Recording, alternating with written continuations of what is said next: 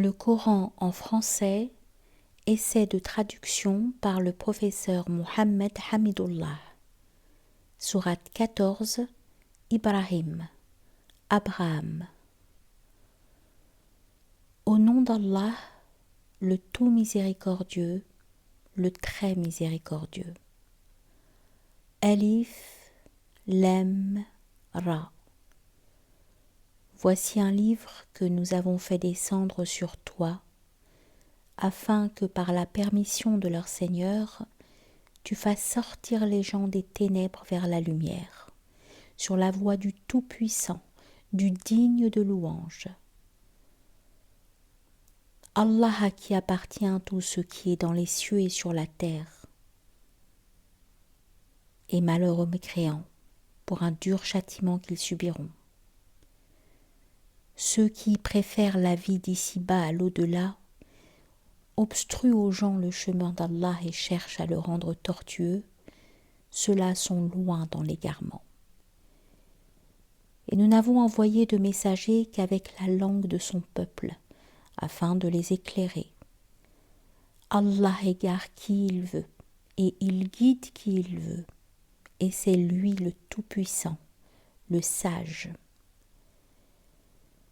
Nous avons certes envoyé Moïse avec nos miracles en lui disant « Fais sortir ton peuple des ténèbres vers la lumière et rappelle-leur les jours d'Allah. »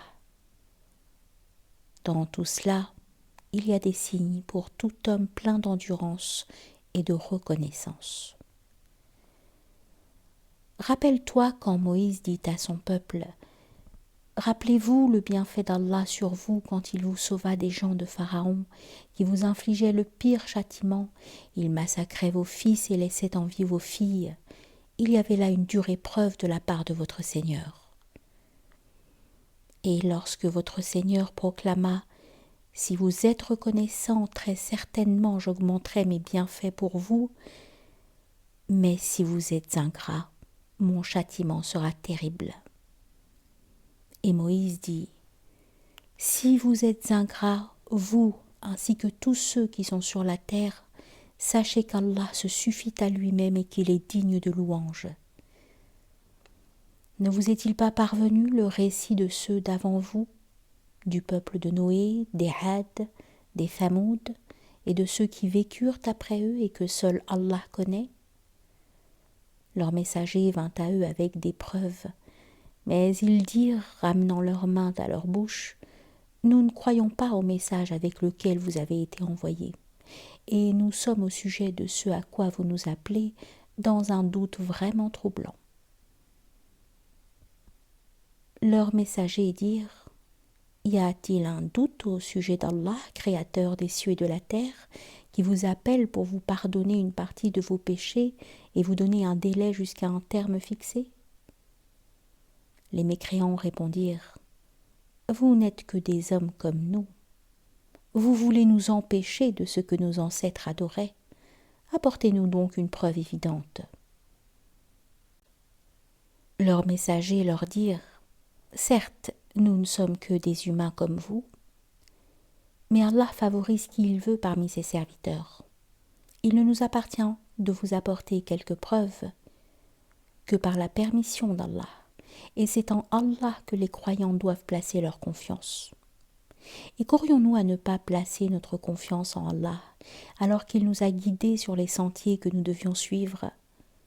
Nous endurerons sûrement la persécution que vous nous infligez, et ceux qui ont confiance en Allah s'en remettent entièrement à lui. Et ceux qui ont mécru dirent à leurs messagers, « Nous vous expulserons certainement de notre territoire, à moins que vous ne réintégriez notre religion. » Alors leur Seigneur leur révéla, « Assurément, nous anéantirons les injustes, et vous établirons dans le pays après eux. Cela est pour celui qui craint ma présence et craint ma menace. » Et ils demandèrent à Allah la victoire, et tout tyran insolent fut déçu. L'enfer est sa destination, et il sera abreuvé d'une eau purulente qu'il tentera d'avaler à petites gorgées, mais c'est à peine s'il peut l'avaler. la mort lui viendra de toutes parts, mais il ne mourra pas, et il aura un châtiment terrible. Les œuvres de ceux qui ont mécru en leur Seigneur sont comparables à de la cendre violemment frappée par le vent dans un jour de tempête. Ils ne tireront aucun profit de ce qu'ils ont acquis. C'est cela l'égarement profond. Ne vois-tu pas qu'Allah a créé les cieux et la terre pour une juste raison? S'il voulait, il vous ferait disparaître et ferait venir de nouvelles créatures, et cela n'est nullement difficile pour Allah. Et tous comparaîtront devant Allah. Puis les faibles diront à ceux qui s'enflaient d'orgueil: nous étions bien vos suiveurs. Pouvez-vous nous être de quelque utilité contre le châtiment d'Allah? Alors les autres diront: si Allah nous avait guidés, nous vous aurions certainement guidés. Il est indifférent pour nous de nous plaindre ou d'endurer. Nous n'avons pas d'échappatoire. Et quand tout cela sera accompli, le diable dira: certes, Allah vous avait fait une promesse de vérité, tandis que moi, je vous ai fait une promesse que je n'ai pas tenue. Je n'avais aucune autorité sur vous, si ce n'est que je vous ai appelé et que vous m'avez répondu.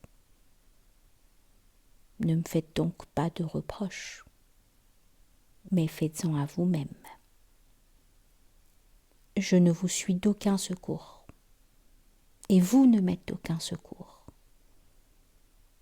Je vous renie de m'avoir jadis associé à Allah. Certes, un châtiment douloureux attend les injustes, les associateurs.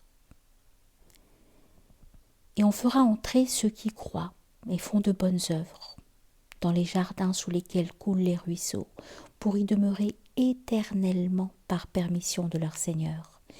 Et là, leur salutation sera Salam, paix. N'as-tu pas vu comment Allah propose en parabole une bonne parole pareille à un bel arbre dont la racine est ferme et la ramure s'élançant dans le ciel? Il donne à tout instant ses fruits par la grâce de son Seigneur. Allah propose des paraboles à l'intention des gens afin qu'ils s'exhortent.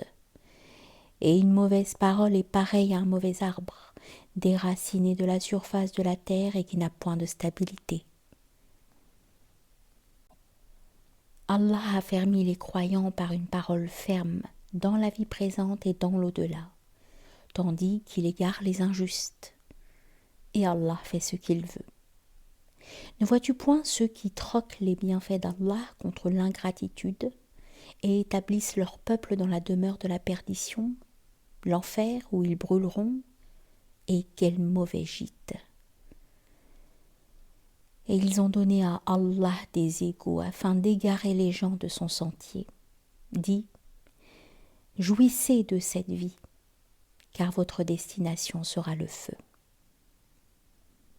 Dis à mes serviteurs qui ont cru qu'ils accomplissent la salate et qu'ils dépensent dans le bien en secret et en public de ce que nous leur avons attribué, avant que vienne le jour où il n'y a ni rachat ni amitié. Allah, c'est lui qui a créé les cieux et la terre, et qui du ciel a fait descendre l'eau, grâce à laquelle il a produit des fruits pour vous nourrir.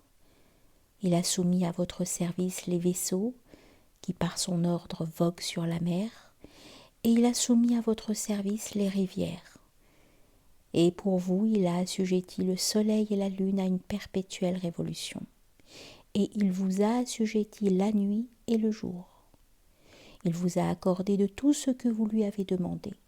Et si vous comptiez les bienfaits d'Allah, vous ne sauriez les dénombrer. L'homme est vraiment très injuste, très ingrat.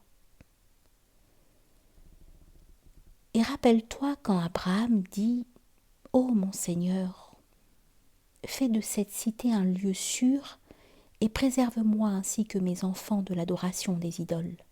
Ô mon Seigneur, les idoles ont égaré beaucoup de gens. Quiconque me suit est des miens. Quant à celui qui me désobéit, c'est toi le pardonneur, le très miséricordieux. Ô notre Seigneur, j'ai établi une partie de ma descendance dans une vallée sans agriculture, près de ta maison sacrée. Ô notre Seigneur, afin qu'ils accomplissent la salate, fais donc que ce que penchent vers eux les cœurs, que se penchent vers eux les cœurs d'une partie des gens, et nourris-les des fruits. Peut-être seront-ils reconnaissants. Ô notre Seigneur, tu sais vraiment ce que nous cachons et ce que nous divulguons, et rien n'échappe à Allah, ni sur terre ni au ciel. Louange à Allah qui, en dépit de ma vieillesse, m'a donné Ismaël et Isaac. Certes, mon Seigneur entend bien les prières. Ô mon Seigneur, fais que j'accomplisse assidûment la salate ainsi qu'une partie de ma descendance. Exauce ma prière, ô notre Seigneur. Ô notre Seigneur, pardonne-moi ainsi qu'à mes pères et mères et aux croyants le jour de la reddition des comptes. Et ne pense point qu'Allah soit inattentif à ce que font les injustes. Il leur accordera un délai jusqu'au jour où leurs regards se figeront. Ils courront, suppliant, levant la tête, les yeux hagards et les cœurs vides. Et avertis les gens du jour où le châtiment les atteindra.